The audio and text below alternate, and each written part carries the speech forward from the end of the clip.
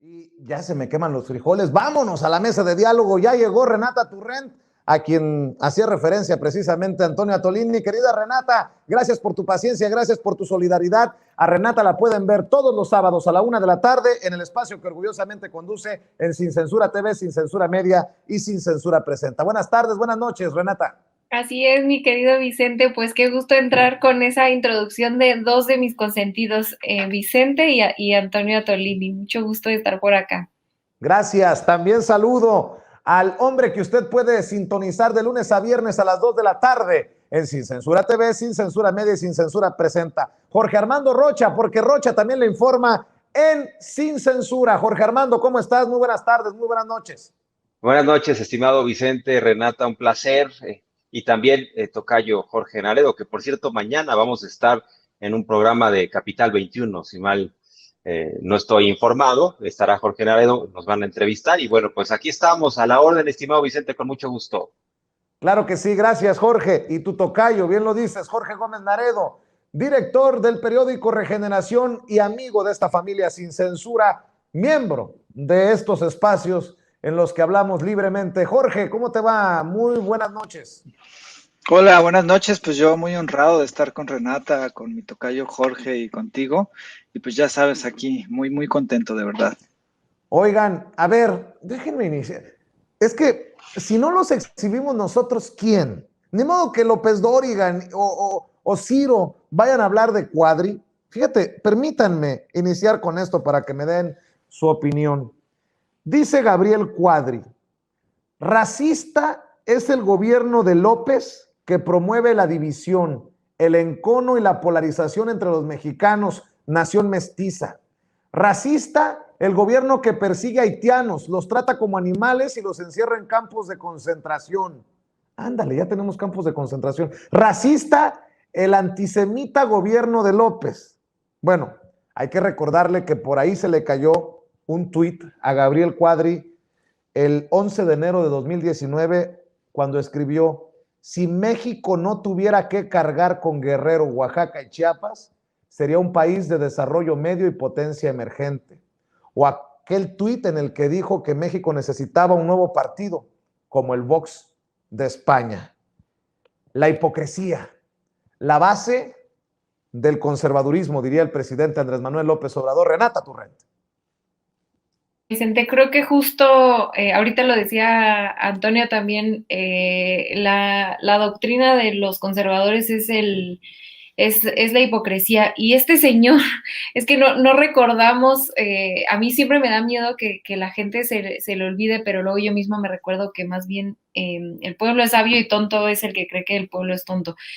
Y yo confío en que estos personajes van a pasar a la historia en el lugar que merecen, como gente racista, oportunista, que está colgándose, como antier se colgaban del tema del feminismo, que yo, dicho sea de paso, quisiera saber dónde están hoy, hablando sobre lo que pasó en la Suprema Corte, y hoy se cuelgan de la crisis migratoria, ¿no? Que es un tema muy complejo, que tiene muchísimos matices y que en realidad es un poco cínico ver a alguien como él, que pertenece al grupo político hoy amplio del PRIAN-PRD, que son responsables de muchísimas masacres en contra de los migrantes, que jamás en la vida hicieron absolutamente nada por los migrantes, y que hoy pues sale a tomar una crisis migratoria que, dicho sea de paso, sucede en México y se tiene que atender,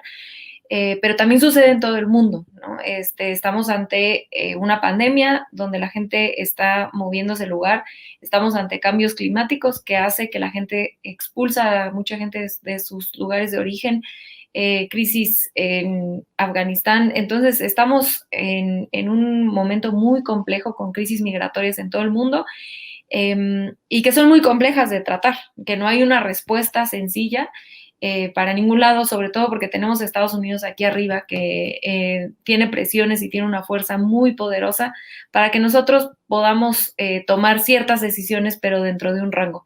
Entonces, esta gente no me sorprende que se suba a una tragedia, como ayer se subían al feminismo.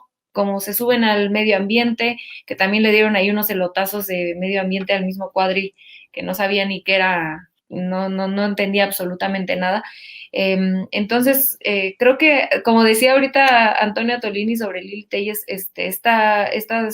me gustaría ver este cerco también sanitario en contra de esta gente y a mí sí me da vergüenza que tenerlos en posiciones de decisión, pero confío en que serán temporales y que poco a poco la gente se dará cuenta de quiénes son y que no tienen por qué estar ocupando espacios de decisión. Gente profundamente racista, clasista, etcétera. Claro.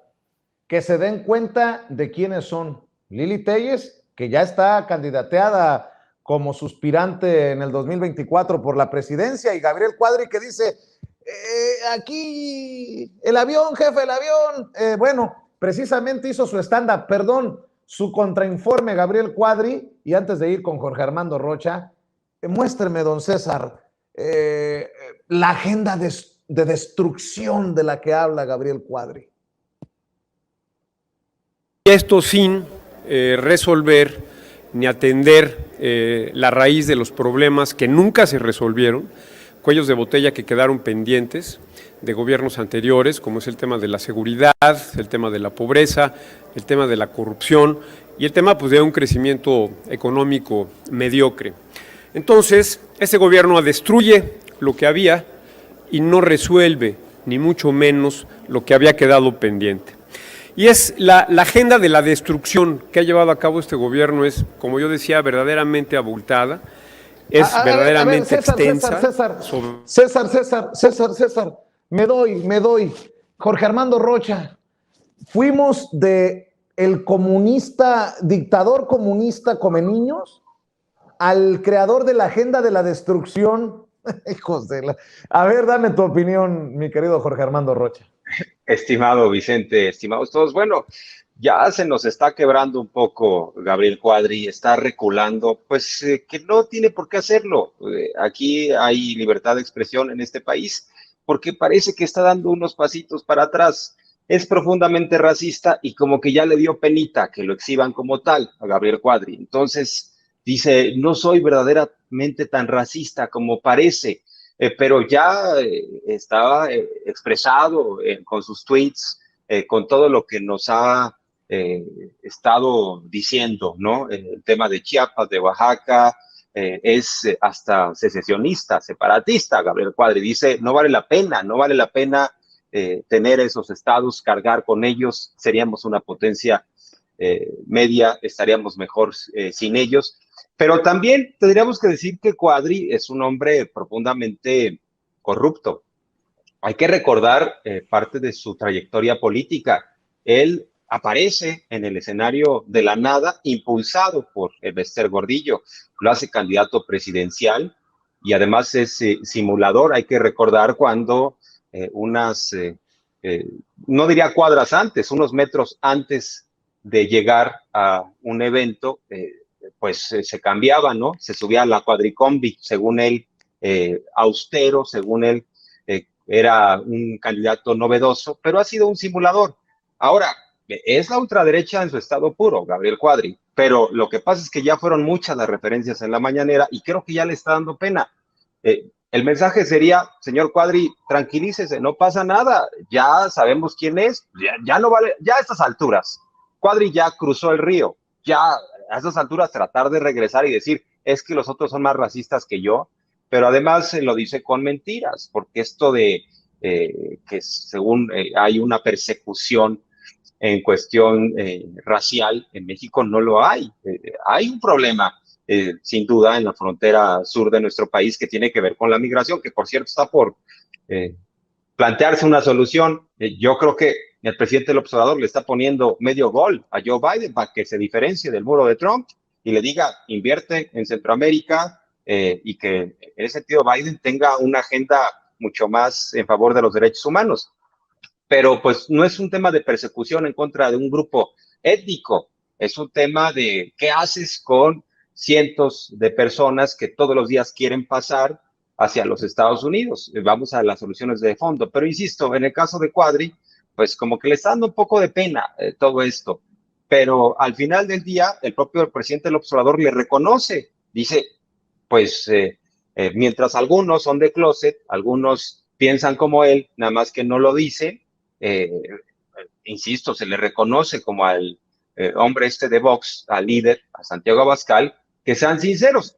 Ahora, a mí me sorprende, porque solía ser muy sincero Cuadri y ahora ya se nos está echando un poquito para atrás, nada más para que pase la tormenta. Le dio un poco de pena, pero va a seguir siendo Cuadri, ¿no?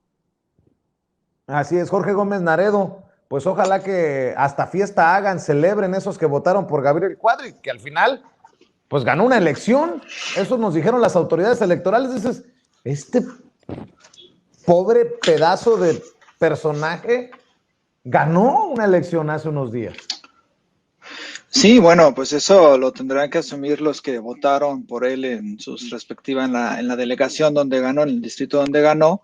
Pero digamos que creo que el que exista un personaje como Gabriel Cuadri y que tenga los focos mediáticos que tienen y que sea un aspirante dentro de la baraja de aspirantes presidenciales de la oposición, demuestra lo bajo que ha caído la oposición, lo triste de su situación, ¿no? Que, por ejemplo, ahora los grandes opositores, Andrés Manuel López Obrador, en este momento, digamos, los grandes cuadros de el PAN, del PRI, del PRD, en fin, de todo este conjunto de partidos, sea Gabriel Cuadri y Lili Téllez. O sea, esto nos muestra pues una decadencia y una podredumbre que no han ni siquiera podido tener un relativo liderazgo que pudiera hacer frente, ¿no? Lo que hoy hizo Cuadri, ¿no? Su contrainforme, pues es un verdadero chiste. Lo que hoy pone, por ejemplo, Lili Téllez con su tweet, ¿no? Donde les dice de Aristóteles y donde pone además a muchísimos youtubers, es un chiste, ¿no? Pero en realidad esos son las figuras más preponderantes. Y la otra es Ricardo Anaya, que está prófugo, ¿no? Entonces, a mí me parece que esto evidencia una completa decadencia de estos partidos que piensan que pueden hacerle frente a Morena y especialmente que son como los críticos de Andrés Manuel. Entonces, yo creo que es parte de este proceso en donde pues yo no sé si se dan cuenta de que están pues muy, muy, muy bajo. Así es, una oposición en la que hay muchos perseguidos políticos, Renata Turrent. Entre esos perseguidos políticos, la pobrecita de Rosario Robles, que hoy recibe también una mala noticia. Rosario Robles no podrá ejercer ningún cargo público por 10 años. ¿Por qué no la inhabilitan de por vida, hombre? El Tribunal Federal de Justicia Administrativa determinó que la exsecretaria de Desarrollo Social, Rosario Robles Berlanga, no podrá ocupar un cargo público durante 10 años. Por unanimidad, su sala superior avaló la inhabilitación por omitir una cuenta bancaria en las declaraciones patrimoniales que presentó entre 2013 y 2017, una sanción que fue impuesta en septiembre de 2019 por la Secretaría de la Función Pública, en ese entonces a cargo de Irmeréndira Sandoval.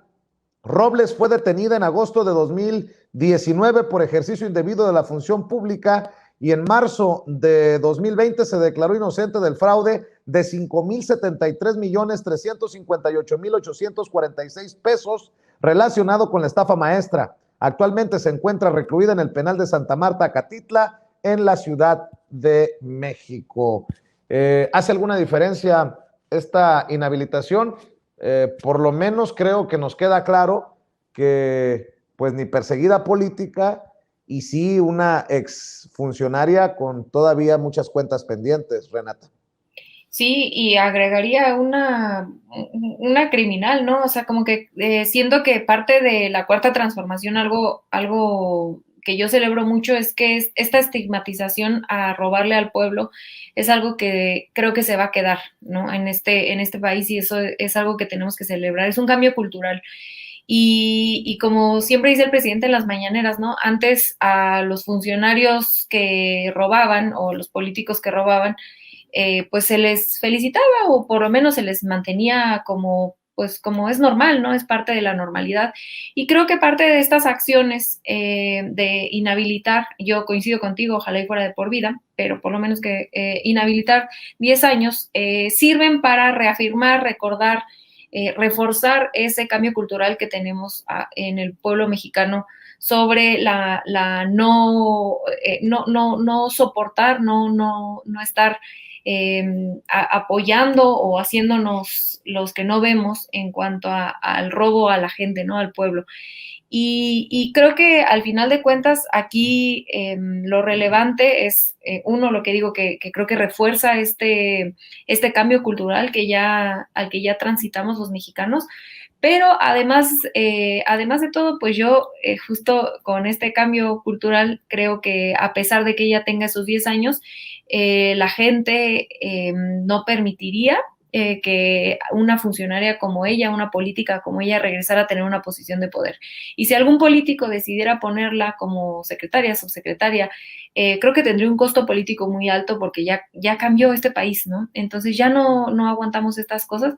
Entonces creo que a pesar de que son 10 años que se les pone, creo que el pueblo mexicano decide muy probablemente darle una inhabilitación de por vida.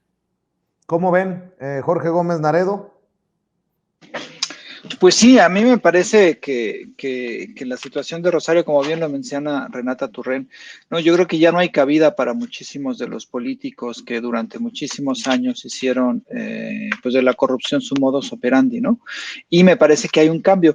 Es algo muy interesante esto que plantea Renato del cambio cultural. Yo creo que es una de las grandes apuestas que ha tenido Andrés Manuel y que ha visto Andrés Manuel en esta, porque al fin y al cabo las mañaneras también son una forma de pedagogía, de cómo la gente está cada vez más consciente y cada vez más informada de todo lo que sucede. Y entonces yo creo que ya no le daría una oportunidad a ninguno de estos personajes. Hay por ahí gente que se escapa, ¿no? Como por ejemplo Gabriel Cuadri y otros impresentables, pero me parece que cada vez el voto es más consciente, que cada vez hay una mayor exigencia y que cada vez pues la gente prefiere más a un gobierno cercano, cada vez la figura de Andrés Manuel es muchísimo más clara, ¿no? De una cercanía con la gente, de una cercanía con el pueblo, de una comunicación directa con el pueblo, y yo creo que ahí sí hay un cambio radical por parte de la gente hacia toda la parte política, hacia toda la opinión pública. Jorge Armando Rocha, la perseguida política inhabilitada 10 años. Pues yo creo que hay una sana competencia entre los exsecretarios de Peña Nieto para ver qué tan lejos llegan en estas inhabilitaciones. Videgaray está inhabilitado por 10 años y bueno, hay que recordar que de acuerdo a la legislación es la máxima sanción que se puede poner para un funcionario público federal, 10 años, por eso les dan el honor en ese esquema de acceder a la máxima sanción. Pero bueno, pues Rosario Robles fue secretaria de Desarrollo Social, tuvo problemas, dejó un desaseo después en la SEDATU. Bueno, es una pieza clave en la estafa maestra, sin duda recibió órdenes, pero también malversó fondos. A propósito del tema de las inundaciones y que dicen que con el Fonden ya no hay posibilidad de ayudar, nos venden esa narrativa con el ánimo de que regrese el Fonden, que era muy opaco. Hay que recordar que en el tema de la reconstrucción de por los sismos de 2017, pues hubo una intervención precisamente de esas dependencias que utilizaron el dinero del Fonden y resulta que la Auditoría Superior de la Federación en 2018 dijo, pues hay varios miles de millones de pesos que no sabemos, francamente, en qué se aplicaron, porque no aparecen las casas, no aparecen los que supuestamente recibieron las ayudas, y era un gran motivo para robar este Fonden, pero bueno, no me salgo del tema, porque tiene que ver todo esto.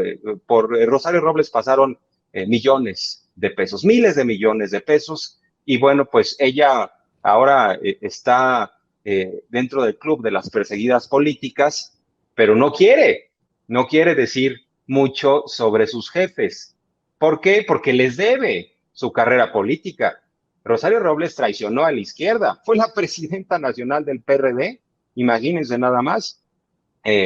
La hizo Cuauhtémoc Cárdenas, le dio la oportunidad de brillar dentro de la izquierda y después traicionó al PRD y se convirtió en secretaria de Estado con Peña Nieto. ¿Qué decir del caso de Ahumada, todo lo que vivió, que tuvo que ver con la corrupción, está ligada permanentemente en su trayectoria, sobre todo después de Cárdenas, está ligada a la corrupción. No es perseguida política, ya forma parte del club de las inhabilitaciones. Es una sana competencia que se está dando en el peñismo y bueno, pues lo que pasa es que no hay secretario de Estado o secretaria de Estado de Peña Nieto que no tenga las manos manchadas y que no tenga problemas de corrupción. Y bueno, pues, insisto, le dan lo máximo. Y no vaya a ser, como dice López Obrador, tocamos madera, no vaya a ser que si llegue un Mid, por ejemplo, que yo lo veo muy lejano, pero bueno, siempre es una posibilidad en la democracia. Mid la hace secretaria de Hacienda, entonces pues 10 años se le va a poner complicado, ¿no? Oye, a ver, para el pitorreo, para el relajo de esta mesa de diálogo, andan muy serios, Renata Turrent, sobre todo. A ver, en el Día Internacional del Periodista, ¿a quién felicitas desde esta trinchera? ¿A Loret, a Ciro, a Joaquín, a Sarmiento? ¿A quién, Renata? A Broso, ay, sí, no, qué horror. ¿A quién felicitas tú, Jorge Gómez Naredo? Híjole, complicadísimo, ¿no? De estos que acabas de mencionar. Jorge Armando Rocha, por favor, ayúdenme. ¿A quién la No, lista pues, de periodistas a los que tenemos que felicitar, cabrón? Ni modo que me vayan a felicitar a mí los personajes, si nos odian con odio jarocho, como diría el ratón Crispín. a los Ferris de Frena puede ser, ¿no? A don Rafael Loret de Mola, el papá de Carlos Loret de Mola, que se desquició. Bueno, lo pregunto porque hoy en el Día Internacional del Periodista, el presidente Andrés Manuel López Obrador le puso una arrastrada, en buen sentido, bueno, no sé qué tan buen sentido le puedan encontrar en el Universal, al periódico El Universal. Dice el presidente que le tiene mucha desconfianza. Dice que hasta deben lana, que recibieron dinero, mucho dinero del gobierno. Esto ocurrió en la mañanera y lo comentamos con Renata, con Jorge Armando y con Jorge Gómez Naredo.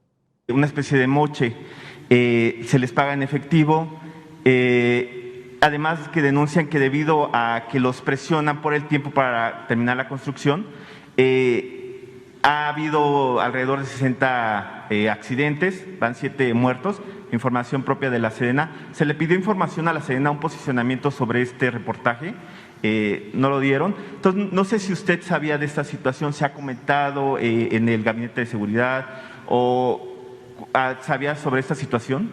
No, y le tengo mucha desconfianza al Universal. Es decir, no les creo, porque los del Universal son de estos medios a los que he hecho referencia, que antes se dedicaban a aplaudir y a callar porque recibían dinero del gobierno, y ahora tienen una actitud distinta. Entonces, constantemente están cuestionando al gobierno, atacando al gobierno, y por lo general se dedican a mentir, a calumniar.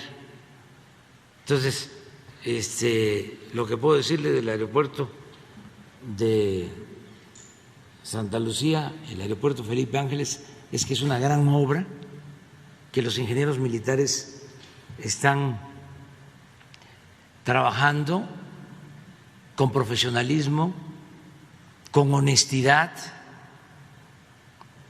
que vamos a terminar en tiempo, en forma, nos vamos a ahorrar como 100,000 millones de pesos. A ver, lo repito, nos vamos a ahorrar los mexicanos con esa decisión que tomamos 100,000 millones de pesos. Con ese ahorro de hacer el aeropuerto en Santa Lucía. No les creo. Se dedican a publicar muchas veces mentiras. Qué duro ha de ser jugar el papel de corresponsal para el periódico El Universal y escuchar al presidente decir estas cosas en el miércoles del quiénes quieren las mentiras de la semana, pero sobre todo en un día como hoy, en el Día Internacional del Periodista. Me imagino que faltaría agregarle Día Internacional del Periodista que no miente, querida Renata Turrent. Así es. Yo siempre reconozco y a mí me encanta la manera en la que el presidente aborda las críticas a los grandes medios de comunicación, porque creo que siempre es muy respetuoso en cuanto a decir no es en contra tuya, no es nada personal, tú estás aquí haciendo tu trabajo, y después ya lanza su crítica al medio corporativo, ¿no? Entonces, creo que eso es una forma donde implícitamente nos deja ver cómo él sabe diferenciar, obviamente, entre los dueños, quienes dan la línea editorial, y los trabajadores que están haciendo un trabajo porque probablemente los tienen precarizados, dicho sea de paso, y que simplemente están llevando una consigna a la mañanera. Ahora, es cierto lo que dice, lo que pasa es que antes no sabíamos estas cosas, no sabíamos de las condonaciones de impuestos, no sabíamos a quién se le daba el dinero de los medios de comunicación y para qué, ¿no? Entonces, yo aquí le recuerdo a la gente, aquí tengo mi libro del presidente, miren, para que no digan que no lo estudié. Grupo Televisa, ¿no? Digo, no es lo mismo, pero bueno, casi que sí. Le condonó, Peña Nieto le condonó 16,000 millones de pesos, ¿no? Es una locura. Es 4 veces más de lo que le había condonado Calderón.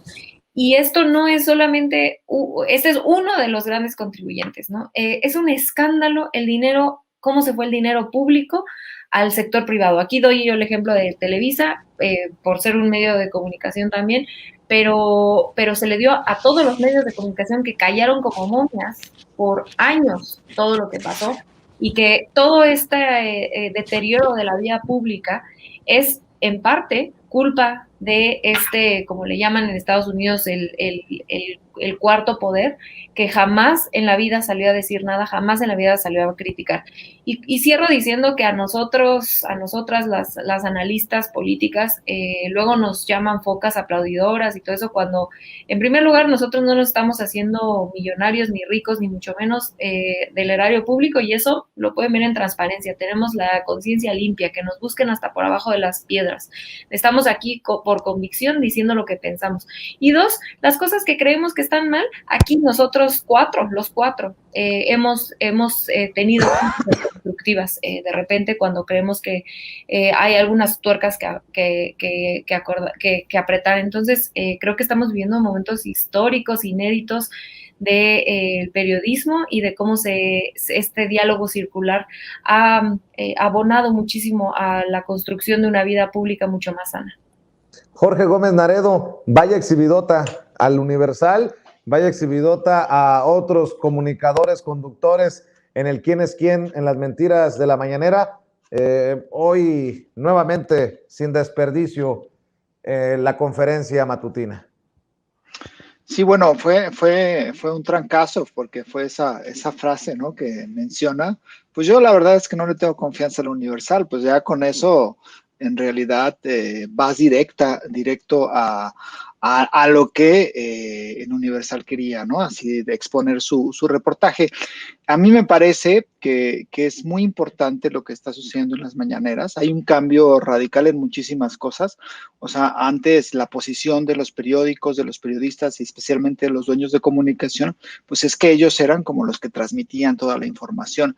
Y ahora hay una completa pluralidad, hay muchísima gente que transmite la información, hay un diálogo también directo con el presidente y con los reporteros y con la gente especialmente. Hay un debate, hay un diálogo, se exponen cosas que antes no se exponían, hay la facilidad de ir a la mañanera y de preguntarle al presidente, a la máxima figura política en este país, qué es lo que piensa de este tema, qué es lo que piensa de otro tema. Prácticamente nunca deja de responder cuestiones. Entonces creo que se está viviendo en este momento una época importantísima, muy sana para la democracia, muy sana para la opinión pública, y claro que hay un enojo muy amplio de estos medios de comunicación que durante años no solamente tenían como la posibilidad de que ser ellos como los voceros, los únicos que accedían a la información, sino que también tenían grandes negocios. Recordemos pues los préstamos que se le hicieron al Financiero y después cómo se metían en muchísimos negocios, ¿no? Este grupo Imagen que existe y que tiene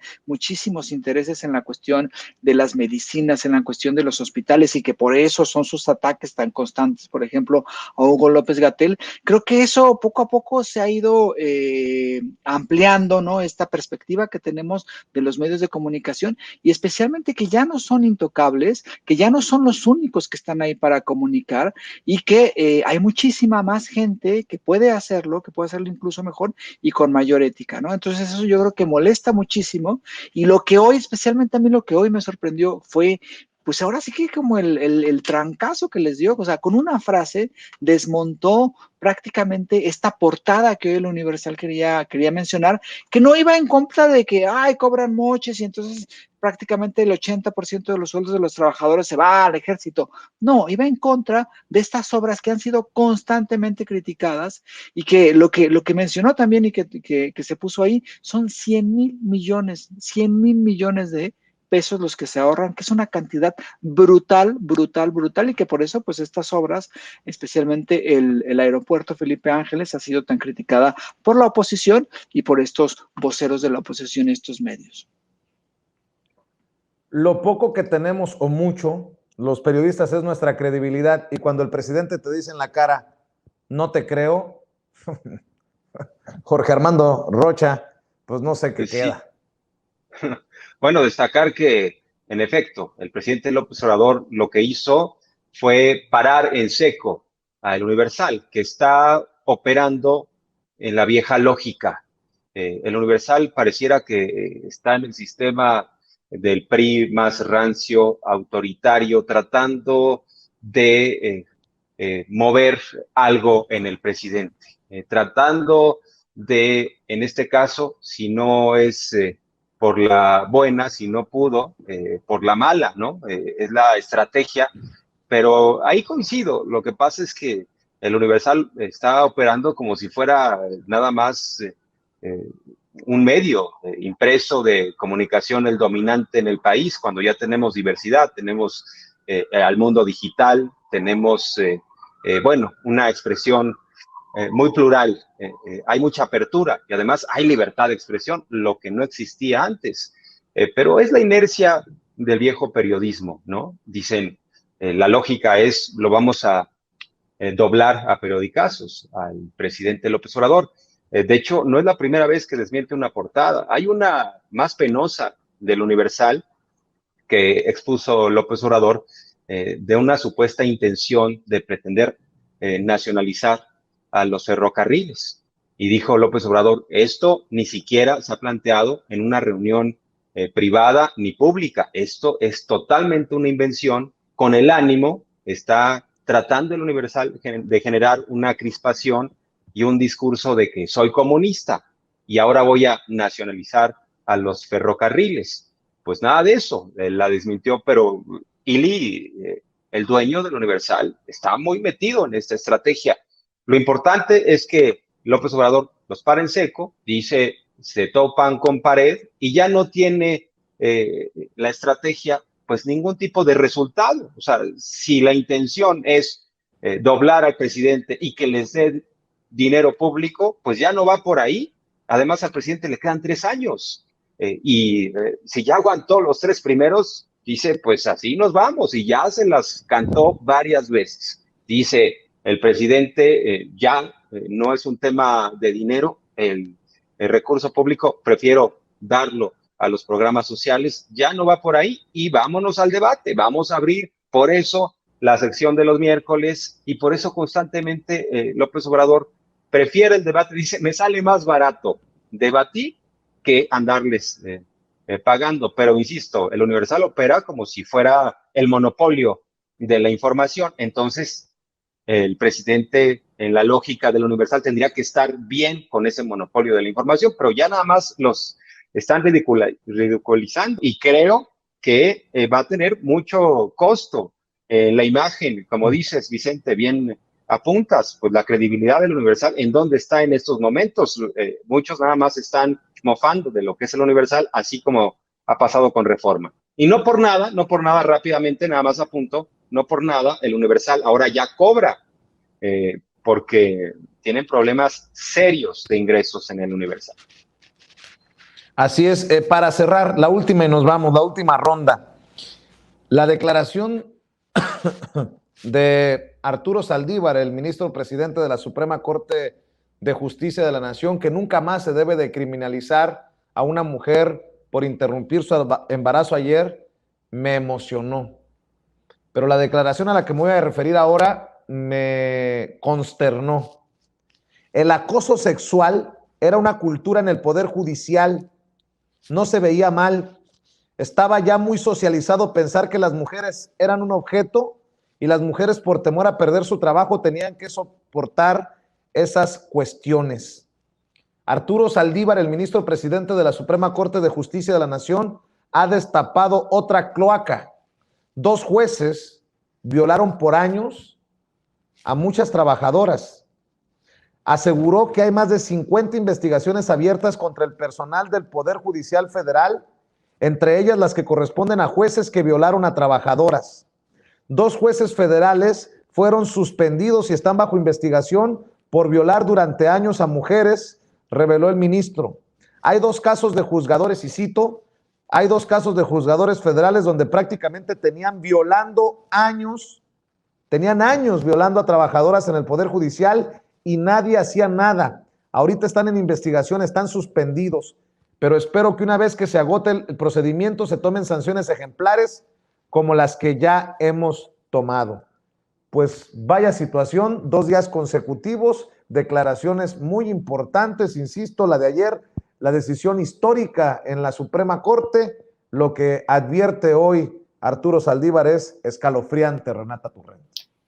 Es escalofriante, querido Vicente, porque además de todo, creo que dibuja una situación laboral que probablemente todas las mujeres en alguna época de nuestra vida hemos vivido, ¿no? Yo, sinceramente, no conozco a una sola mujer mexicana que no la hayan acosado en su trabajo, en mayor o menor medida, ¿no? Lo que cuenta el ministro Saldívar es escalofriante, pero a todas nos acosan y creo que el hecho de que él haya tenido el valor de abrir esto, como tú ya bien decías, permite que se pueda tener una discusión sobre el acoso sexual dentro de los centros de trabajo, dentro de las carreras profesionales que vivimos las mujeres y que, como bien dice él, ¿no? Muchas veces y aquí sí, obviamente, entre más vulnerable seas, pues menos puedes perder tu trabajo y más cosas tienes que soportar. Entonces, creo que es un grandísimo tema que no solamente se tiene que hablar, sino que se tiene que legislar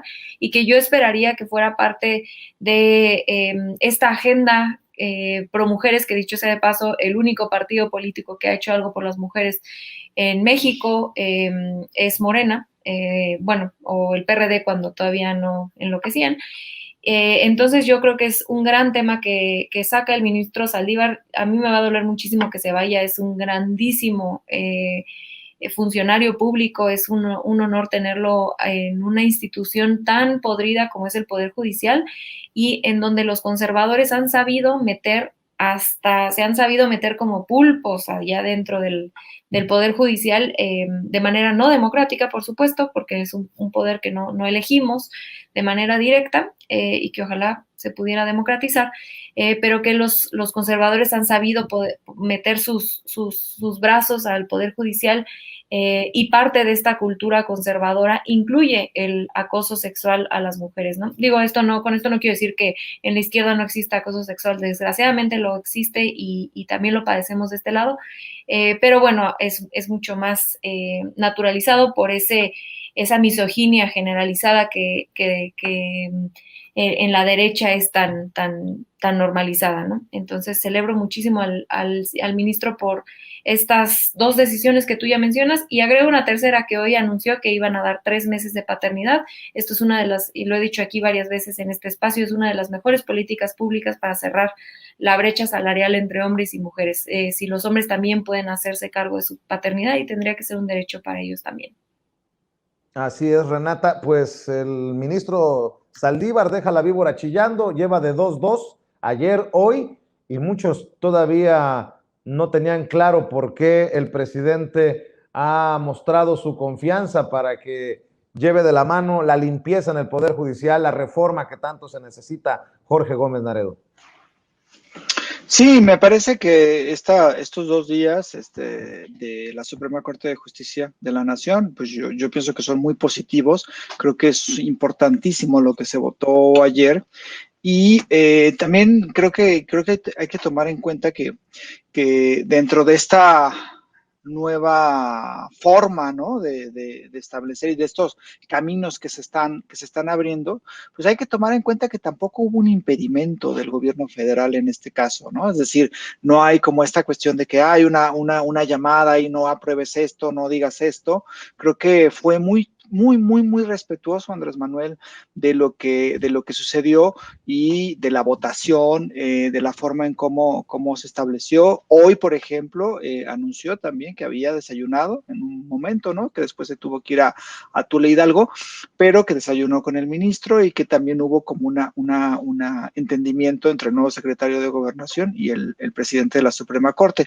Entonces, me parece que eso también es algo que es muy interesante observarlo, y que creo que también hay una gran apertura por parte del gobierno federal, ¿no? Y esta idea que se tiene, ¿no? Y esta idea que intentaron poner muchos conservadores, ¿no? Que seguramente están en contra de la despenalización del aborto, y que durante muchísimo tiempo hicieron una campaña para decir que el gobierno federal era un gobierno que estaba en contra de las mujeres y que era un gobierno, pues, en ese sentido, que estaba en contra de todos los derechos de las mujeres. Creo que pues eso poco a poco se ha ido cayendo, y me parece que sí se abren muchísimas posibilidades, una lucha que se venía dando muy intensa y que creo que ayer tuvo un gran triunfo. Entonces a mí me parece que es algo muy positivo, y que como se ha repetido aquí, pues hay cosas muy buenas que se están dando en nuestro país.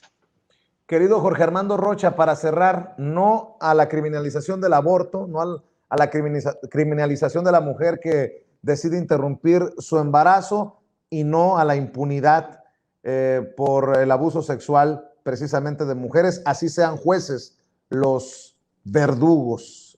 Jorge Armando Rocha. Así es, estimado Vicente. Nada más déjame agregar del debate pasado, nada más para dar un dato, para aclarar el tema del Universal. Déjame agregar que ese es un dato irrebatible. El Universal fue el diario, fue el impreso que más recibió dinero público de la presidencia con Enrique Peña Nieto. Y creo que pues eso está claro. Están padeciendo a la 4T por esa situación. Venían de estar en la gloria, y para ellos esto es el infierno cuando se acabó el dinero. Y bueno, esto que dices es muy importante. Por supuesto, es una agenda progresista, es una agenda de años. El propio Marcelo Ebrard ha recordado que en la Ciudad de México pues se dio por primera vez esta posibilidad de no criminalizar a las mujeres. Y sin duda es un avance que esto tenga ya un alcance y una trascendencia nacional. Yo siempre he estado en favor de que las mujeres tengan libertad de decidir, y además son decisiones nada sencillas, y como hombres solo podemos acompañar su voluntad colectiva mayoritaria, y no podemos hacer otra cosa porque de pronto nos llenamos de foros en donde se abordan los asuntos de mujeres y están hombres opinando, como el foro reciente de Tumbaburros, ¿no? Que tenía que ver con esto de la ultraderecha, y Tumbaburros estaba opinando de algo que tenía que ver precisamente con las mujeres, y por ahí salió una declaración polémica, por cierto, la posteé y se volvió viral. Ya ni siquiera lo recuerdo, fue tan... son de esas cosas que tienes que desechar porque es pura basura, ¿no? Lo de Tumbaburros. Pero Déjame ser también el pesimista de la mesa. Yo creo que si la 4T, si el gobierno de López Obrador va a tener la posibilidad de dejarnos como herencia un cambio profundo en la administración pública federal, en la racionalidad de recursos, la austeridad, todas las aportaciones que ha tenido López Obrador. Sí, ahí tenemos a tumbaburros en este foro. Y bueno, si nos va a dejar esto López Obrador como presidente en el ámbito en donde habrá menos esperanza, va a ser en el Poder Judicial. El Poder Judicial lo anclaron, lo amarraron muy bien al régimen pasado. Es un vicio del sistema autoritario.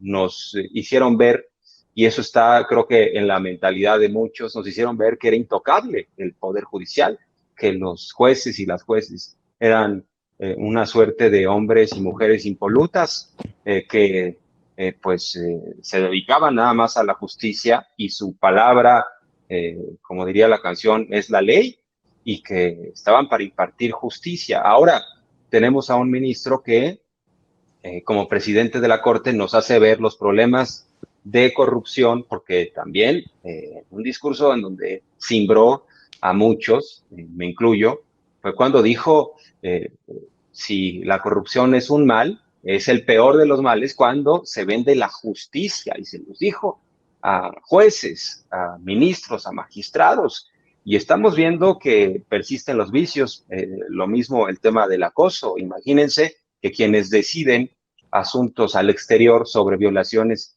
y acosos están cometiendo eso al interior, pero es un poder encerrado en sí mismo.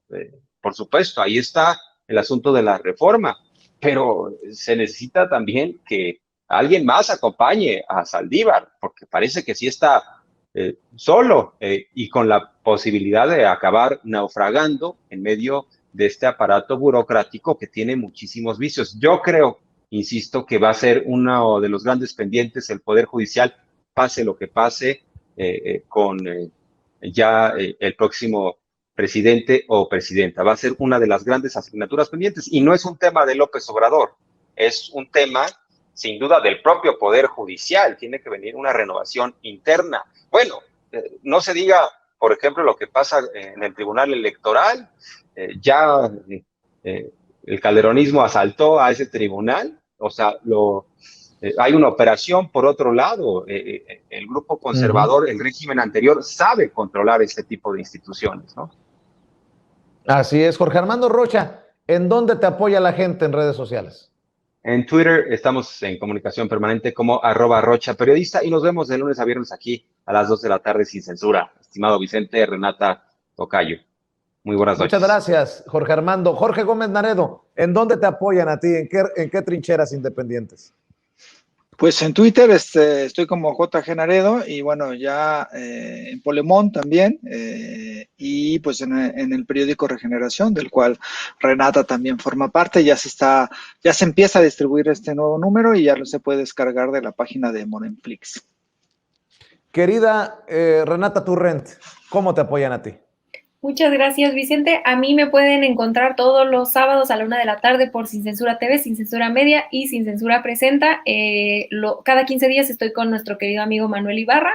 Y bueno, también en Regeneración con mi querido Jorge, y en @rturrent Twitter e Instagram, ahí también me pueden encontrar.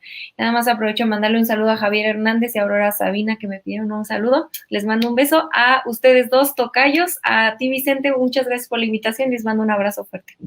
Claro que sí. Gracias a Renata Turrent, gracias a Jorge Armando Rocha, gracias a Jorge Gómez Naredo por formar parte de esta mesa de diálogo.